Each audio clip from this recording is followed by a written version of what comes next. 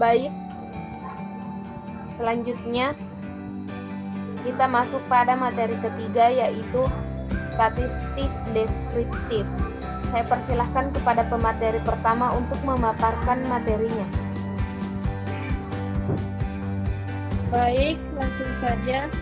Materi ketiga yaitu statistik deskripsi, di mana kita dapat analisa statistik deskripsi di SPSS seperti yang di bawah ini yang tertera.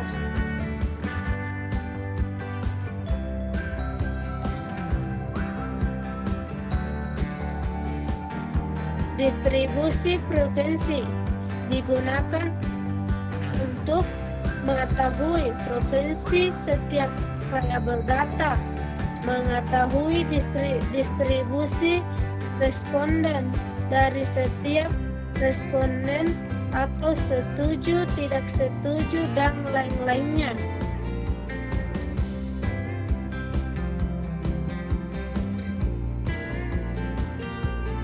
Kemudian langkah-langkah SPSS. Yang pertama, buka file, klik analyze, deskripsi statis atau frekuensi, sehingga akan muncul kotak dialog sebagai berikut, seperti yang tertera di bawah ini.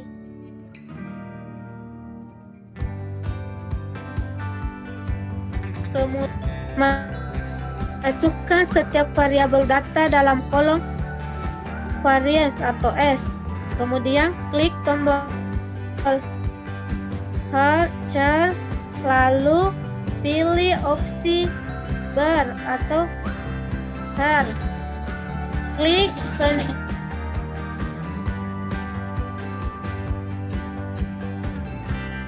hasil output SPSS di bawah ini.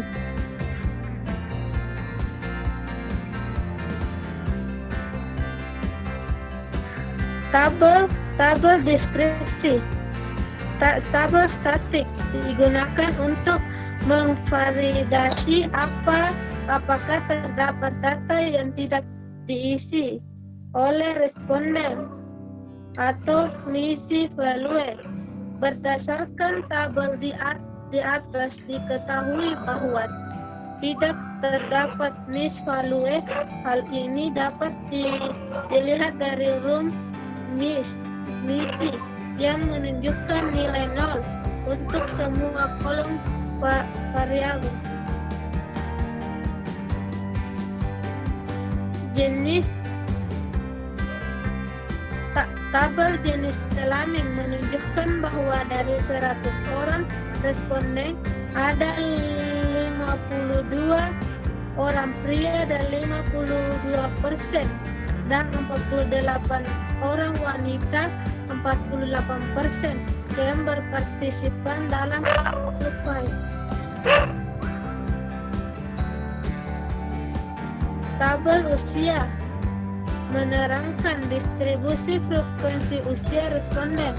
Terlihat bahwa usia 20-24 tahun lebih mendominasi responden survei, yaitu sekitar 2 orang atau 23% dari 100 responden.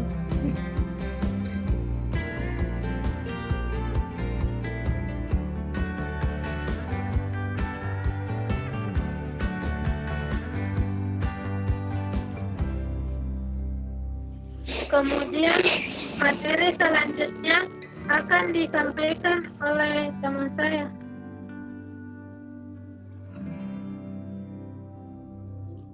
Baik, saya akan melanjutkan materi sebelumnya. Statistik deskriptif.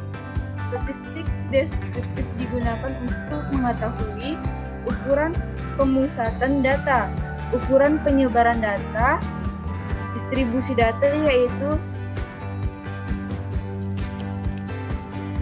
kita dapat lihat contoh berikut ini. Adapun langkah-langkah SPSS, pertama buka file, kedua klik analyze, masukkan setiap variabel data dalam kolom variabel. kemudian klik option dan pilih mean, division, minimum, dan maksimum. Kita dapat lihat hasil output sebagai berikut ini. Dari tabel di atas, dapat disimpulkan bahwa rata-rata penjualan minuman kaleng adalah 333,699,2 setiap bulannya dengan standar deviasi 41,888,2. Minuman penjualan 215,0212 dan maksimum penjualan 450,853,2.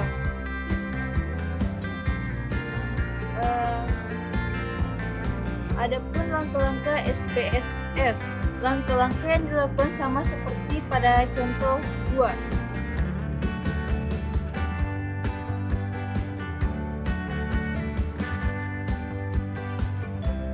Selanjutnya, eksplorasi data. Eksplorasi data digunakan untuk mengetahui ukuran pemusatan dan penyebaran data, menguji normalitas data, mengetahui ada tidaknya data pencilan, mengetahui homogenitas varians dari beberapa kelompok data. Kita dapat lihat contoh 4 ini.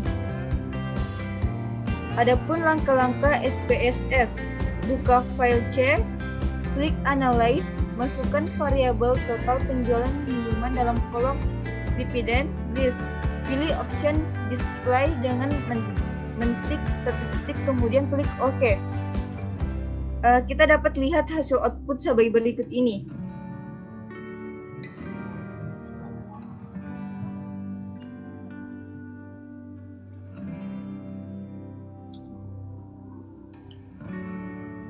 Selanjutnya, materi akan dibacakan oleh teman saya.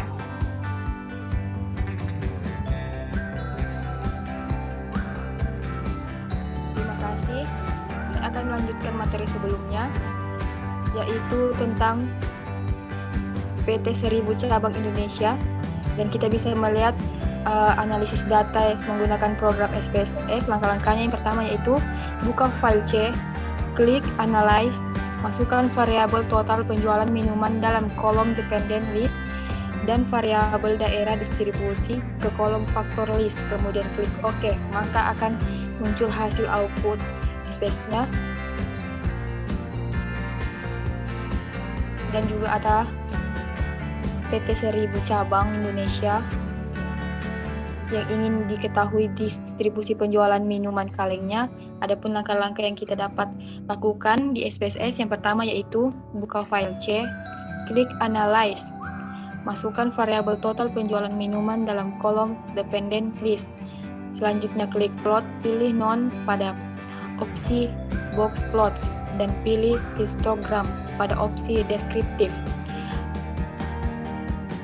Klik kotak Normality Plot with Test dan terakhir klik Continue, kemudian klik OK. Maka hasilnya akan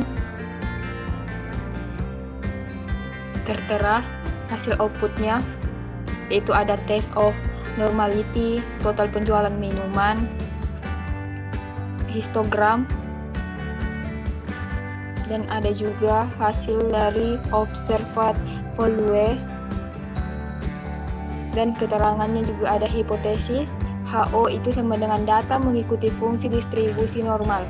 H1 data tidak mengikuti fungsi distribusi normal.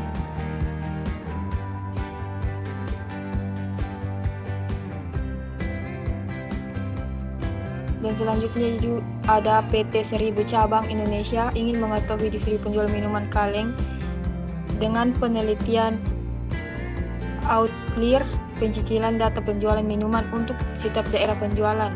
Adapun langkah-langkahnya, yang pertama yaitu klik Analyze. Yang kedua, masukkan variabel total penjualan minuman dalam kolom dependent list. Masukkan variabel daerah penjualan dalam faktor list, lalu klik statistik, klik outlier. Dan yang terakhir klik continue, akan keluar. Seperti total penjualan minum Stand and Leaf plot for daerah Bandung. Kita bisa lihat di sini frekuensinya, sistemnya dan leaf-nya. Steam which is leaf-nya juga sama dengan 1 case. Jadi total penjualan minum Steam and Leaf plot for daerah Jakarta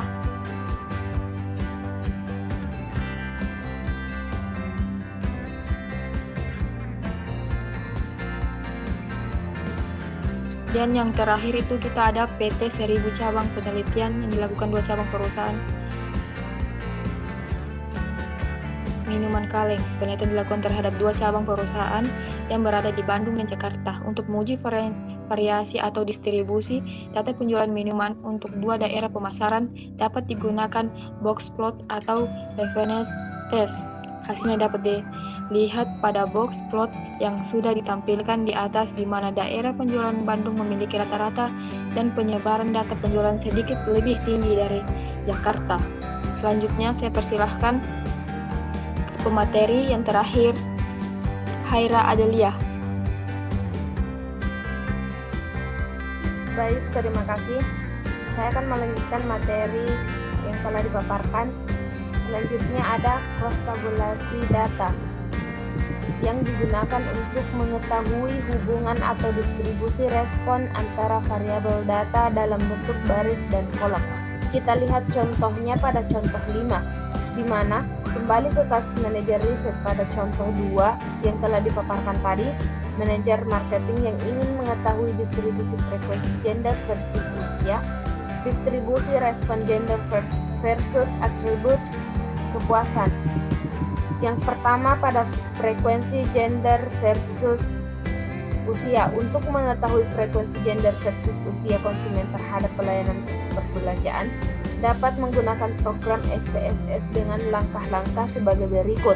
Yang pertama, klik analyze, kemudian deskriptif statistik, kemudian cross tabs. Yang kedua, masukkan variabel usia ke kolom rows. Yang ketiga, masukkan variabel jenis kelamin ke kolom columns. Selanjutnya, klik button cells. Lalu, klik row pada kolom percentage, tip, kolom, dan total. Kemudian akan muncul hasil output seperti contoh di bawah ini.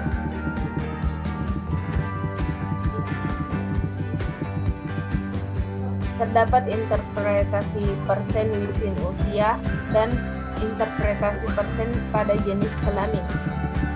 Selanjutnya, pada distribusi respon jenis kelamin versus atribut kepuasan yang dimaksud untuk melihat distribusi respons antara pria dan wanita terhadap atribut tingkat kepuasan. Yang kedua, melihat apakah terdapat hubungan atau asosiasi antara jenis kelamin dan atribut tingkat kepuasan pelayanan.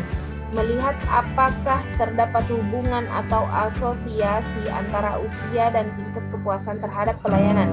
Kita dapat menemukan hasil outputnya melalui langkah-langkah SPSS seperti berikut. Yang pertama, klik analyze, kemudian deskriptif, statistik, dan cross tabs. Masukkan variabel jenis kelamin ke kolom columns. Masukkan semua variabel atribut kepuasan ke kolom row. Row pada kolom present test, kolom dan total, kemudian di kolom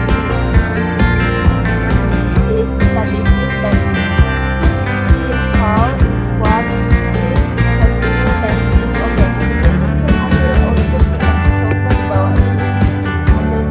Hasil output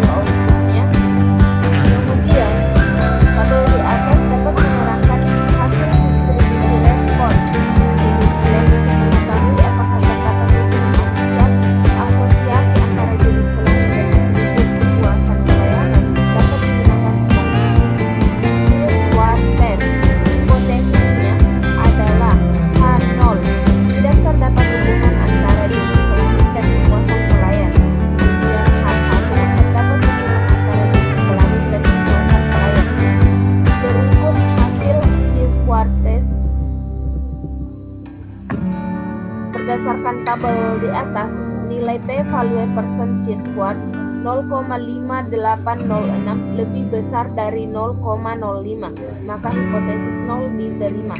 Artinya, tidak terdapat hubungan antara jenis kelamin dan situasi pelayan, atau pria dan wanita memiliki respon yang sama dalam menilai atribut situasi pelayanan. Berikut hasil output pelayanan SPAS versus Indonesia. Kita dapat menilai ya. Selanjutnya, nilai signifikan value percent chi-squared 0,015 yang kecil dari 0,05, sehingga ada sebuah indikasi hubungan antara usia dan distribusi respon pelayanan SPAS. Inilah materi dari analisis deskripsi yang dapat kami sampaikan. Kami sudah menyiapkan data-data untuk analisis deskriptif. Mohon maaf kami tidak bisa menampilkan datanya berhubung karena kami tidak memiliki aplikasi yang bisa membuka file yang sudah kami sediakan. Jadi saya akhiri untuk materi ketiga. Terima kasih.